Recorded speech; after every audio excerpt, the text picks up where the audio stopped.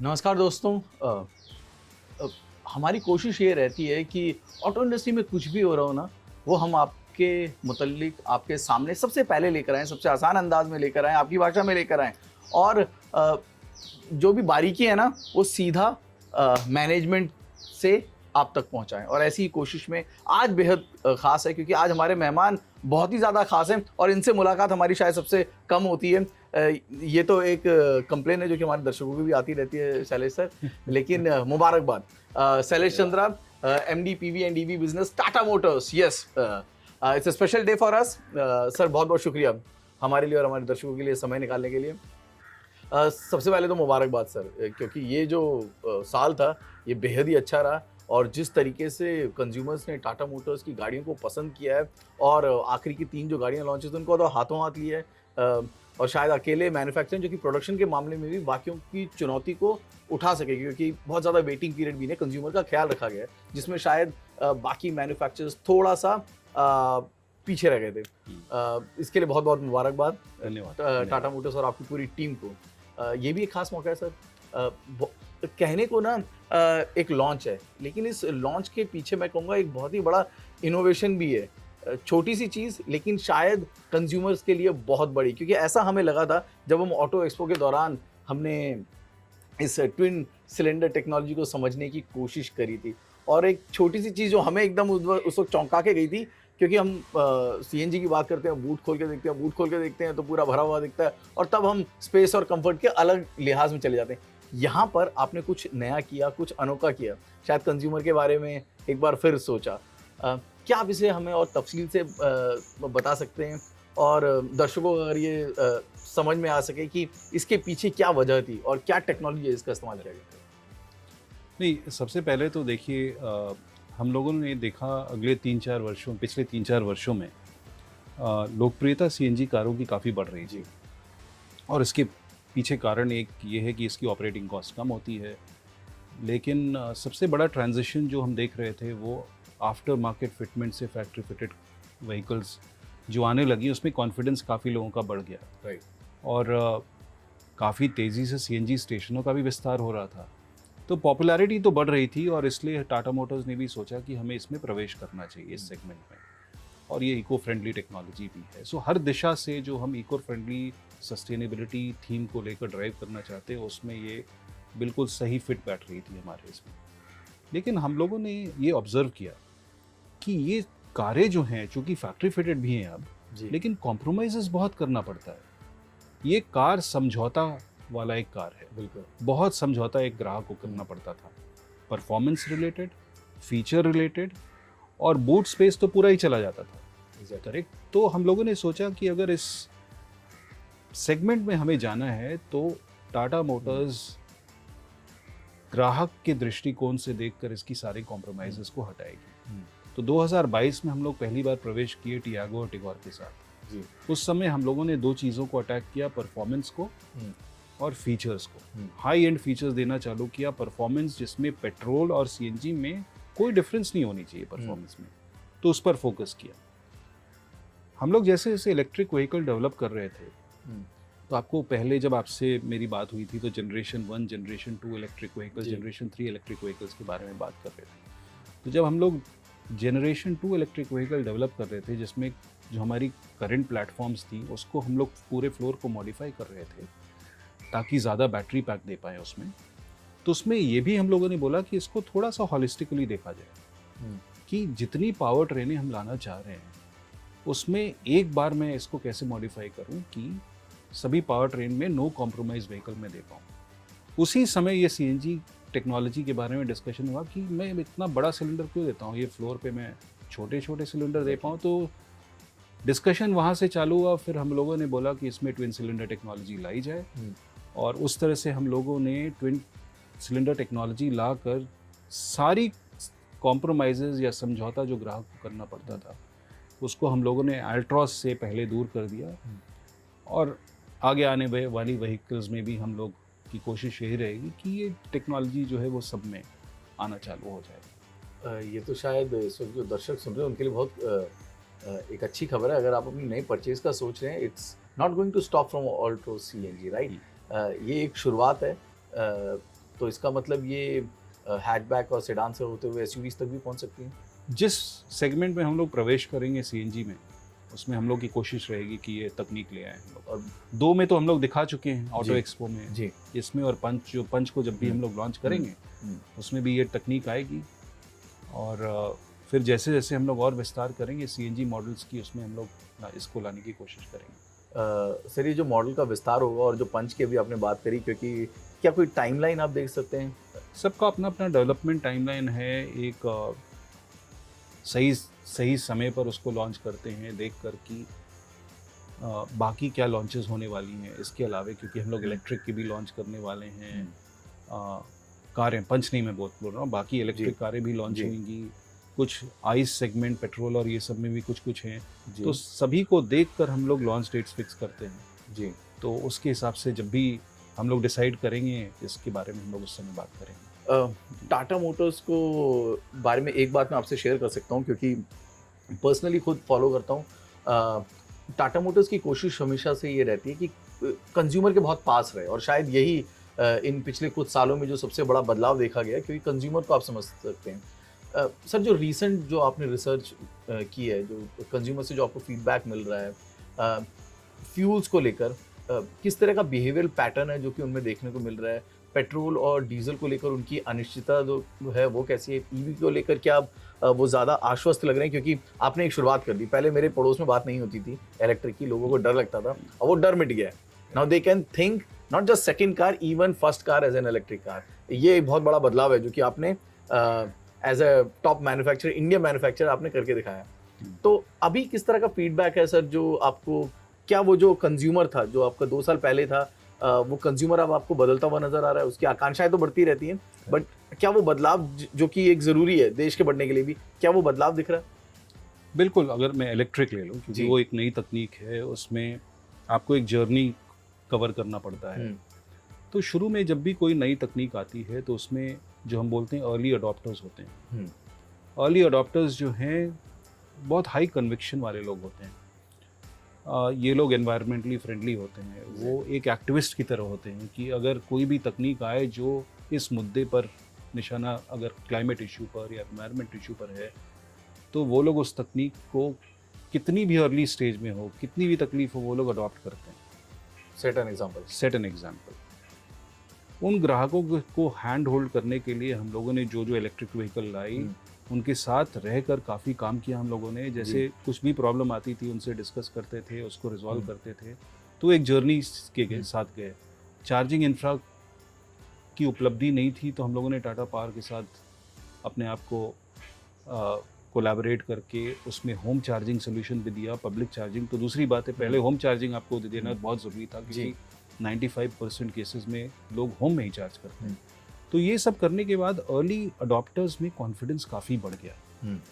और ये लोग जो हैं, जैसा मैंने बोला, एक्टिविस्ट होते हैं। ये लोग अपने आप को बहुत एक्सप्रेस भी करते हैं। तो ये लोग सोशल मीडिया में आकर अपने अनुभव को, एक्सपीरियंस को अच्छे से विस्तार तरीके से बताए कि जो माइंडसेट एक होता है कि इलेक्ट्रिक कार लेंगे तो ये प्रॉब्लम आएगी, वो प्रॉब्लम आएगी, इन लोगों ने अपने एक्सपीरियंस को शेयर किया। तो हम लोगों ने देखा, जब हम लोग नेक्सॉन ईवी लॉन्च किए थे तो हम लोग महीने में 300 बेचते थे, और वो 2500-3000 पे चला गया। ऐसा तो किसी कार लॉन्च पे होता नहीं है। ऊपर निकल गया। हाँ, डीजल से भी ज़्यादा बेचते हैं इलेक्ट्रिक। तो वो सिचुएशन आ गया। तो अब अर्ली अडॉप्टर जो है वो अर्ली मेजॉरिटी में आएगी। सो अर्ली मेजॉरिटी वेट करती है कि अर्ली अडॉप्टर का एक्सपीरियंस देख लें, फिर हम लेंगे। फिर कुछ लोग बहुत ही दूर रहते हैं कि भाई 3-4 पड़ोसी को देख लें, कार लेकर अगर सब कुछ सही चल रहा है तो फिर हम लेंगे। तो ये एक जर्नी है, और इस जर्नी में ये लोग आते जा रहे हैं। तो मेन स्ट्रीम, अगर मैं टियागो ईवी की बात करूँ तो हमारी नियरली 1/3 सेल जो है टियागो की अब इलेक्ट्रिक है। तो इसको अगर हम मेन स्ट्रीम नहीं कहेंगे तो क्या कहेंगे? मतलब करीब 3000-3500 गाड़ी हर महीने बेच रहे हैं हम लोग टियागो। कितनी तेज़ी से 10,000 गाड़ियाँ बिक गई अगर आप देखें टियागो 3-3.5 महीने में।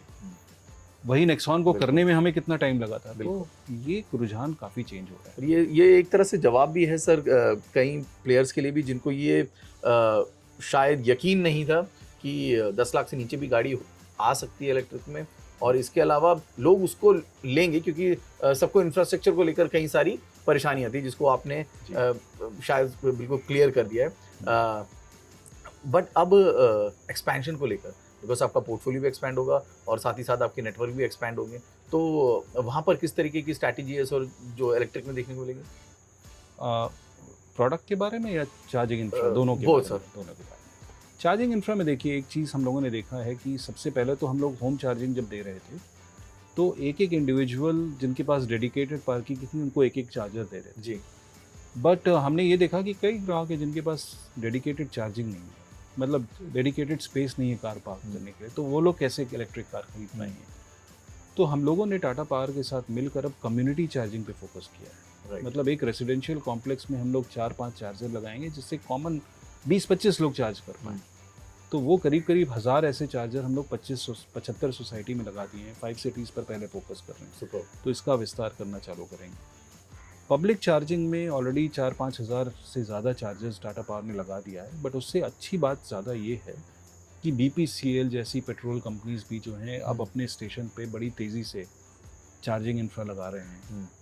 छोटे छोटे रीजनल प्लेयर्स भी काफ़ी आ गए हैं, तो मुझे लगता है अब वो ट्रिगर पॉइंट आ गया है जब 1 लाख से ज़्यादा गाड़ियाँ अब इलेक्ट्रिक रोड पर हैं, तो कॉन्फिडेंस चार्जिंग इंफ्रा प्लेयर्स का भी बढ़ गया। अब वो लोग खुद ही आ रहे हैं, तो चिकन एंड एग सिचुएशन का जो इशू था वो रिजॉल्व हो गया। तो चार्जिंग में ये प्लान है। जहाँ तक प्रोडक्ट की बात है, हम लोगों ने पहले नेक्सॉन से चालू किया था क्योंकि वो स्वीट स्पॉट को हिट कर रही थी। क्योंकि स्वीट स्पॉट में जब मैं बोलता हूँ, एक ग्राहक का एक्सपेक्टेशन ये था कि भाई इलेक्ट्रिक कार 30% से ज़्यादा महंगी नहीं होनी चाहिए एक पेट्रोल की बनिस्बत, या फिर 200 किलोमीटर से ज़्यादा रेंज होनी चाहिए और फीचर्स इतनी होनी चाहिए। तो ये सब नेक्सॉन उस समय जब बैटरी प्राइसेस एक लेवल पर थी तो वो नेक्सॉन ईवी ही वो मीट कर रहा था क्राइटेरिया। जैसे जैसे बैटरी प्राइसेस कम हुई, चार्जिंग इंफ्रा बढ़ता गया, हम लोग ना ही नीचे वाले कैटेगरीज में आए क्योंकि बैटरी प्राइसेस जब कम हो गई तो वो रेंज देना मुमकिन हो पाया 200 किलोमीटर प्लस। तो जब वो सिचुएशन में आए तो हम लोगों ने टियागो भी लॉन्च किया। तो अब आने वाले दिनों में आप देखेंगे कि पूरे स्पेक्ट्रम को हम कवर करेंगे। टियागो से लेकर हमने हैरियर भी दिखा दिया है, सिएरा भी दिखा दिया है, तो 10 गाड़ियाँ हम लाने वाले हैं, जनरेशन 1, जनरेशन 2, जनरेशन 3 जो प्योर ईवीज़ हैं। तो हर प्राइस पॉइंट पे अलग अलग बॉडी स्टाइल्स में अलग अलग रेंज पॉइंट्स पे हम लोग अगले 3-4 वर्षों में लॉन्च करेंगे। सर जनरेशन 3 की आपने बात करी, जिस तरह का टाइमलाइन आपने रखा था, क्या everything is according to the timeline? बिल्कुल, अभी सब बिल्कुल टाइमलाइन जो हमने बताया था, सिएरा बताया था 2025 में, अविन्या बताया था 2025 के अंत तक, राइट, और कर्व बताया था 2024 में। तो ये सब कारें आएंगी उस समय। और सर ये सुनते हुए ना बड़ा मज़ा भी आ रहा है क्योंकि टाटा मोटर्स शायद अकेली एक ऐसी कंपनी है जो कॉन्सेप्ट स्टेज पे दिखाती है, 90% वही सड़कों पर भी देखने को मिलता है। So exciting times ahead for us consumers. Sir consumer से जुड़ा एक और सवाल है, क्योंकि आपकी तो बहुत जो पसंदीदा गाड़ियाँ हैं, मैं हैरियर की बात कर रहा हूँ, क्योंकि नॉर्म्स जो हैं वो थोड़े स्ट्रिक्ट होते जा रहे हैं, तो क्या ऐसे में इन गाड़ियों में आप एक पेट्रोल इंजन का ऑप्शन की तरफ जा सकते हैं क्योंकि नॉर्म्स जिस तरह जा रहे हैं? So is there a chance that you can think of a petrol option in your large SUVs? जी बिल्कुल, हम लोग सोच रहे हैं इस बारे में, क्योंकि जैसे जैसे डीजल आगे आने वाले एमिशन नॉर्म में और स्ट्रिंजेंट होती जाएंगी, जी पेट्रोल का डिमांड बढ़ेगा, तो हम लोग उस दिशा में सोच रहे हैं। सर मार्केट को लेकर अगर आप अपना आउटलुक दे सकें कि अगले 6 महीनों में और आने वाले साल में आपको automotive world on a macro scale किस तरह से दिख रहा है?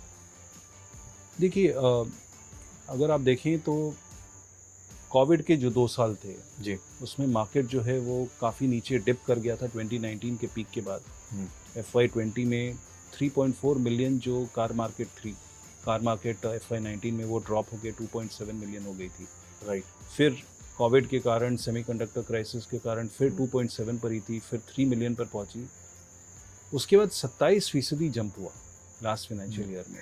सेमीकंडक्टर क्राइसिस कम हुआ, सप्लाई साइड स्ट्रॉन्ग रहा, पेंट अप डिमांड काफ़ी बढ़ गया था, तो 27% की ग्रोथ हुई।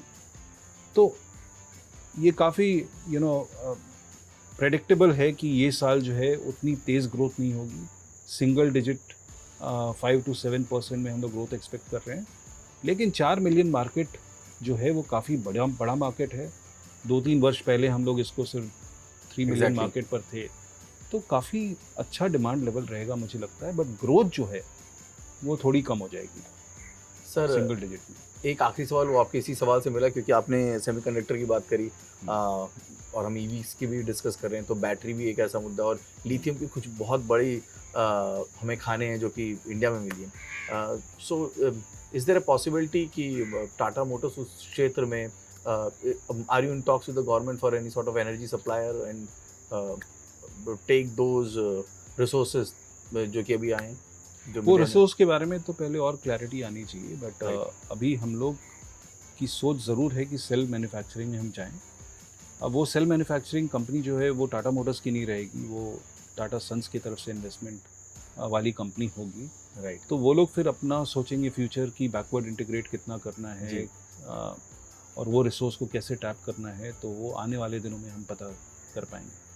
because you got the biggest role to play, where do you see Indian automotive market in next 5 years? क्योंकि अभी हम तीसरे की बात कर रहे हैं, ये ऊपर चढ़ के कहाँ तक जा सकते हैं? देखिए लॉन्ग टर्म तो मैं देखता हूँ कि लॉन्ग टर्म मतलब मैं अगर दशक के अंत तक की बात करूँ तो क्लियरली नंबर 3 देखता हूँ मैं, ओके और नंबर 1 नंबर 2 काफ़ी आगे है अभी जी चाइना और यूएस की अगर बात करें, तो ये मार्केट ग्रो करता रहेगा। उम्मीद करता हूँ 2030 तक 6-7 मिलियन के बीच में कहीं होगा। थैंक यू वेरी मच सैले सर हमसे बात करने के लिए, और एक जो सबसे बड़ा मुद्दा जो पिछले 2-3 साल में जो आपने उठाया उसके लिए भी आपका बहुत बहुत शुक्रिया, क्योंकि उसका असर अब सड़कों पर भी दिख रहा है। मैं सेफ्टी की बात कर रहा हूँ, जिस तरह से अपनी अपनी गाड़ियों को क्रैश टेस्टिंग में आगे बढ़ाया और उस मुद्दे को उठाया। सबसे ज़रूरी था लोगों का जागरूक होना, और आपने लोगों को जागरूक किया सेफ्टी के मुतल्लिक, और अपनी कार्स को 5 स्टार रेटिंग दिला के कॉम्पिटिशन को भी मजबूर किया कि make more safe car for the Indian roads. So thank you very much सैले सर, बहुत बहुत शुक्रिया। थैंक यू धन्यवाद। Thank you sir.